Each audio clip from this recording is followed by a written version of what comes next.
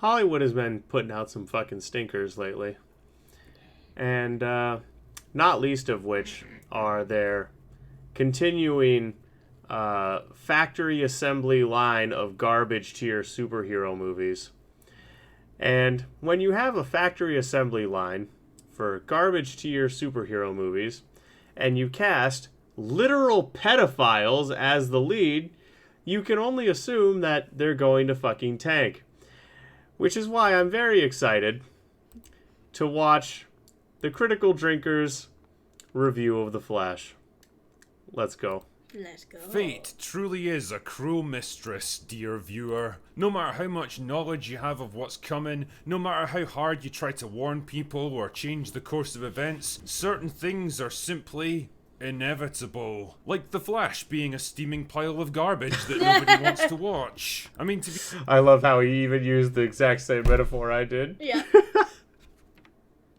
To be fair, you didn't exactly have to be Mystic Meg to make that particular prediction. It was a film that had almost everything going against it. A lame duck movie from a dead cinematic universe at a time when the superhero genre is in decline anyway, relying on the played out trope of the multiverse to shoehorn in a bunch of meaningless cameos that do nothing but remind us of better days long gone, and based around an unpopular character played by an actor with, personal issues. Right. Hi, this is Ezra Miller, the Mad Goose Wizard.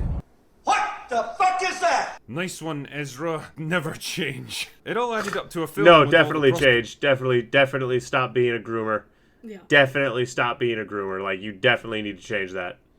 prospects of Peter Dinklage in the NBA, but here we are, 6 directors, a quarter of $1 billion. Let's hear that again. In the Ezra never change. It all added up to a film with all the prospects of Peter Dinklage in the NBA, but here we are, 6 directors, a quarter of $1 billion, and God knows how many rewrites and reshoots later. But damn, man, even I didn't expect it to be this much of an overblown, chaotic, unfocused, visually disgusting mess. The Flash is basically 2 hours of creative diarrhea, a messy combination of good ideas, baffling cameos and deep references that casual fans won't even get, and absolute dogshit CGI splattered all across the screen. Anyway, grab your spandex running suit and let's do our best to make sense of this. So the movie opens with nobody's favourite superhero, Barry Allen, who's on his way to court for his father's final appeal against his life sentence for the murder of his wife. Unfortunately, Barry gets held up by an emergency where he has to save a bunch of fallen babies by throwing them into microwaves. And if that sounds like I've been on the toilet duck again, then yes, I have. But it's also a thing that actually happened.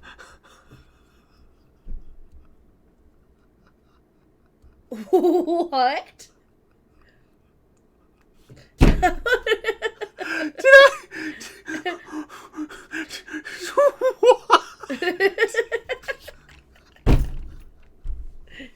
Yeah. That's almost as retarded.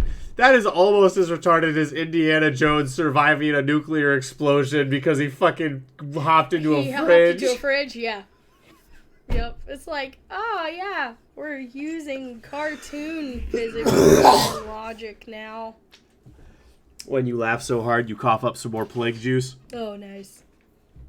As Oh opposed to my God. being so angry, you should have a remote control. As opposed to that, as opposed to being so angry. Did you shove a remote control up your ass?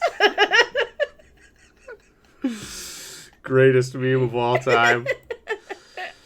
Okay.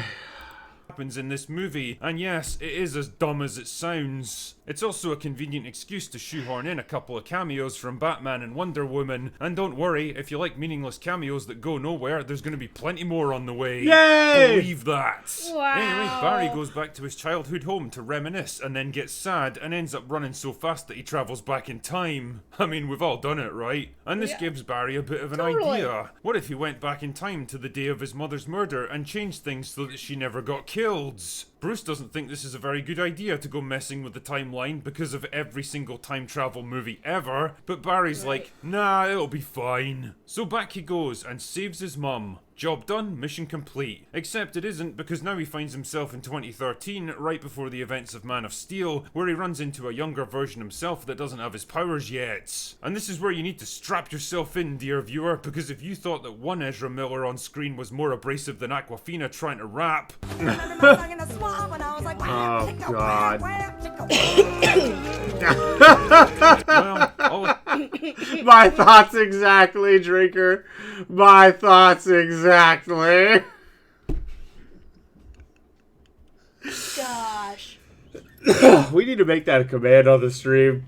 Just the fucking Yes. the fucking puppets from World Police just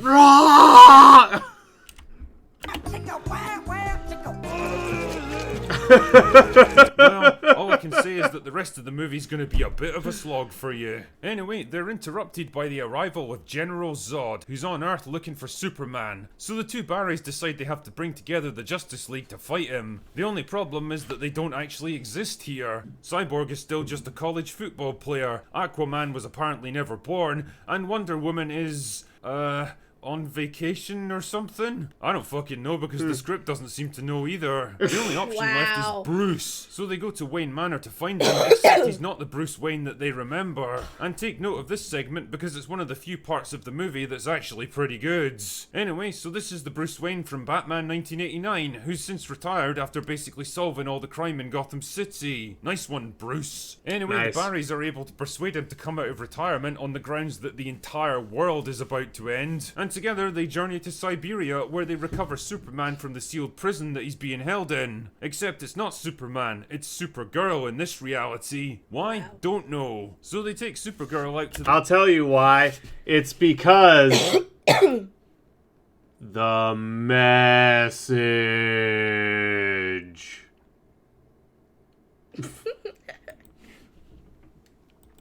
desert where General Zod's been fighting the world's military for what seems like weeks now. Doesn't seem like a very efficient use of your time, Zod, but whatever. But oh no, she gets killed by him, and so does Bruce. So the Barrys travel back to try and fix it, but no matter what they do, General Zod just keeps on winning. And then the younger Barry starts to go a bit nuts from all the time travel and turns into an evil old version of Flash before ultimately sacrificing himself to wipe out his own timeline. And other Barry finally comes to the realization that the only way to put things right is to undo his choice to save his mum from the start of the movie. So he does, and everything goes back to normal, more or less, and his dad wins the court case and they all live happily ever after. Except for the horrifying realization that George Clooney is now Bruce Wayne again. The bat nipples. So wait. The entire premise of the movie is by the end of the movie, the whole movie didn't happen. Right, yeah. That's a fantastic way to do a story. Because, oh no, it's another way to do the trope of they woke up and it was all a dream. It was all a dream. Gosh. Fuck you guys. You know, I've used the term Frankenstein's monster quite a bit to describe movies over the past few years, but honestly, it's tough to think of a more accurate metaphor for what The Flash is. It seems to have been assembled from the chunks of like a dozen other aborted scripts and half-baked ideas, awkwardly stitched together into something that vaguely resembles a story, and jolted into life in the hopes that it'll shamble around long enough to make back its massive budget. And if the opening Which box it didn't. office is anything Right. to And go won't. by, well, it won't. The first half By is a lot. probably the more focused and coherent, but ironically it's the least enjoyable, mainly because it's centered entirely around Barry. Both of him. And that's a problem because the worst aspect of the Flash movie is the Flash himself. Specifically, Ezra Miller's take on the Flash. Basically, he's just as hyperactive, verbose, and gratingly irritating as he was in Justice League, always trying too hard to be funny, trying too hard to be likable, trying too hard to act, and having two of him play off each other just multiplies the problem exponentially. You can tell there's been a real concerted effort to rehabilitate What's Miller's really public funny, image in the weeks leading up to this like, film, with so they had to put together something where he had to play off of himself because nobody wanted to work with him for any longer than they had to. That would probably not surprise me. Well, I mean, if you just listen to interviews and stuff, or, well, actually read interviews from people talking about having to work with him, like, Gal Gadot talking about how he was very difficult to work with and she didn't feel comfortable because he was very skeezy. Yeah? You know? So, yeah, that's why they had to do what they had to do because no one wants to be around him. No one wants to be around him, so they had to have him play off of himself. I do not understand. You know, there are so many young people that want to break into the business that don't have a rap sheet as a groomer, that don't have all the obvious and extreme mental health problems that so many people who are entrenched in the business has. It's not hard for Hollywood to make someone a star. You can make someone a star in a movie or two. Right. And then you have a new star. And you don't have to use this person who has all this baggage. And you can cast away the person that's literally a fucking groomer. Why is this so hard, Hollywood? What's that, Hollywood? What? You're all groomers and have each other's backs? Makes sense. So many drooling articles all saying basically the same thing that you'd swear they'd been given talking points specifically by the studio. Ezra Miller has never gone Ezra Miller the way they do in The Flash. With sculpted dark eyebrows and insinuating lips, the actor is a mesmerizing camera subject, like the young Jimmy Fallon crossed with the young Bob Dylan. Jesus What? Christ, calm down a bit, mate. This is the journalistic equivalent of blowing him. Wait. Yeah. I'm sorry. You cannot make Ezra Miller look like a heartthrob. No. He's average at best. Like, he is not a good-looking dude. No. He's a fucking pencil neck dweeb-looking motherfucker. Right. He looks like the dude that you would swirly in high school, not because he did anything, but just because he looks like he deserves it. Just because he looks like he deserves it. Right in front of the entire world.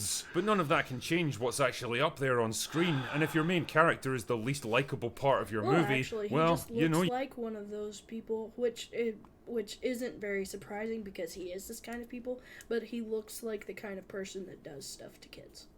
He also looks like that. And he is also that, so... You've got problems. As far as the other characters go, I can't say a whole lot about Supergirl because she's less of a character than a key item that has to be recovered to move the plot forwards. You never get a whole lot of insight into who she is because she arrives late to the party and doesn't get enough time to make an impression. And it's kind of a shame because the actress does a decent job and I wouldn't have minded seeing more of her, but she gets kind of lost in the chaotic, overstuffed mess that is the film's second hour. General Zod is a fucking weird choice of antagonist for a Flash movie, a character from a movie 10 years ago that has absolutely zero history or connection to Barry. It'd be like bringing back the Red Skull and having him fight Doctor Strange. I mean, in the hands of smarter writers, this probably could have been a chance to see a different side of him, explore aspects of his personality that we never got to see in Man of Steel, but instead he's basically just a cardboard cutout, saying and doing the same shit he did before, with no emotional impact because he doesn't even know or care who Barry is. And this is an ongoing problem. This has been an ongoing problem in comic book movies fucking pretty much since the Marvel Universe got started. Cardboard cutout villains. It's like, you cannot expect me to get invested in the fight time and time and time again when your villain is just a cardboard cutout bad guy. It's like, eventually, I'm going to gloss over and be like, oh yeah, the good guy's going to win. I'm just waiting to see exactly how it happens. Like, oh, that's a pretty color on the screen. Big fancy explosion. Yes, that was good. Oh. Like, that's what they expect from the audience at this point. It's like, develop your motherfucking villains.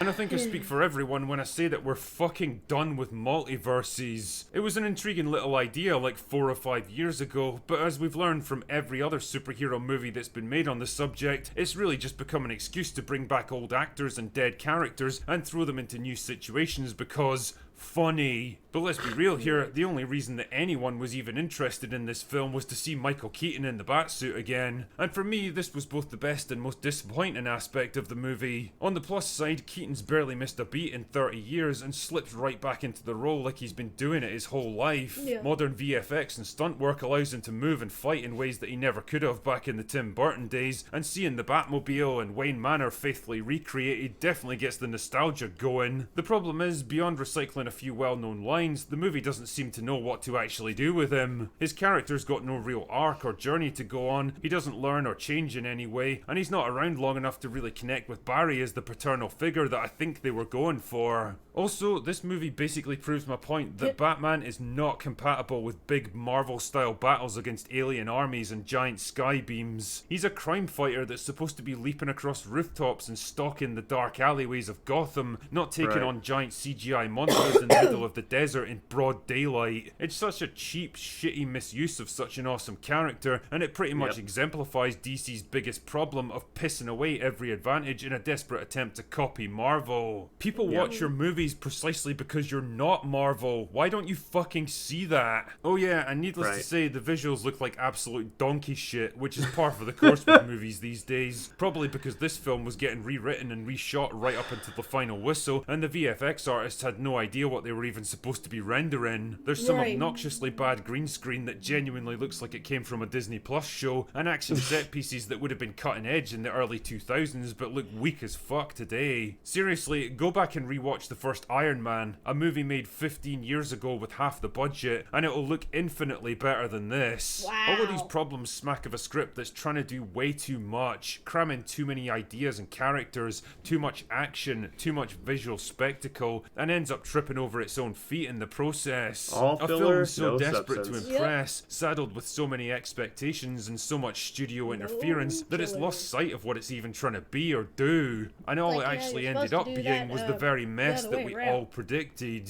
Fate, like I said, is a cruel mistress. Anyway, that's all I've got for today. Go away now. Oh boy. And no one was surprised that day. Nope. All right. You heard it, folks. And I really can't add anything to that. I didn't see the movie. Obviously don't intend to.